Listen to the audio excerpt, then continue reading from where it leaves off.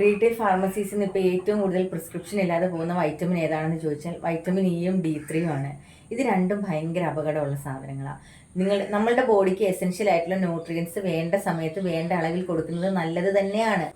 നമ്മുടെ ബോഡിയിൽ ആവശ്യത്തിന് വൈറ്റമിൻ D3 ഉണ്ടായിട്ട് പിന്നെയും നമ്മൾ എക്സസ് ആയിട്ട് അതിൻ്റെ ഡോസ് കൊടുത്തുകൊണ്ടിരിക്കുകയാണെങ്കിൽ ഭയങ്കര dangerous buildup of calcium in blood. അതാണ് ഏറ്റവും വലിയൊരു പ്രോബ്ലം. ഗ്യാസ്ട്രോ ഇൻറ്റെസ്റ്റൈനൽ ഇഷ്യൂസ് ഉണ്ടാവും, കിഡ്നിക്ക് പ്രോബ്ലം ഉണ്ടാവും, ന്യൂറോളജിക്കൽ ഇഷ്യൂസ് ഉണ്ടാവും, നിങ്ങൾക്ക് കാർഡിയാക് ഇഷ്യൂസ് ഉണ്ടാവും, പിന്നെ ബോൺ പെയിൻ ഉണ്ടാവും. അപ്പോൾ അതുകൊണ്ട് ഡോക്ടറെ കൺസൾട്ട് ചെയ്തിട്ട് ഡോക്ടർ പറയുന്ന അളവിൽ നിങ്ങൾക്ക് ഡെഫിഷ്യൻസി ഉണ്ടെങ്കിൽ മാത്രം വൈറ്റമിൻ D3 എടുക്കുക. അത് അനാവശ്യമായിട്ട് ആഴ്ചയിൽ ഒരു 60K എടുക്കേണ്ട ഒരു ടാബ്ലറ്റ് അല്ല വൈറ്റമിൻ D3. എനിക്ക് തോന്നുന്നു നെറ്റ്മെഡ്സിലൊക്കെ ഇതിന് പ്രിസ്ക്രിപ്ഷൻ ഒന്നും ആവശ്യമില്ല. നെറ്റ്മെഡ്സിലെന്നല്ല, റീറ്റെയിൽ ഫാർമസീസിലൊന്നും പ്രിസ്ക്രിപ്ഷൻ ആവശ്യമില്ല. അപ്പോൾ എന്തിനാണ് നമ്മൾ അനാവശ്യമായിട്ട് പൈസ കൊടുത്ത് മെഡിസിൻ വാങ്ങി കഴിച്ച് അസുഖം വരുത്തി വെക്കേണ്ട ആവശ്യമില്ലല്ലോ. അപ്പോൾ ഇത്തരം യൂസ്ഫുൾ ഇൻഫർമേഷൻസ് ഇഷ്ടമാണെന്നുണ്ടെങ്കിൽ എൻ്റെ ചാനൽ ഒന്ന് സബ്സ്ക്രൈബ് ചെയ്യുക. Thanks for watching. Bye from Asha.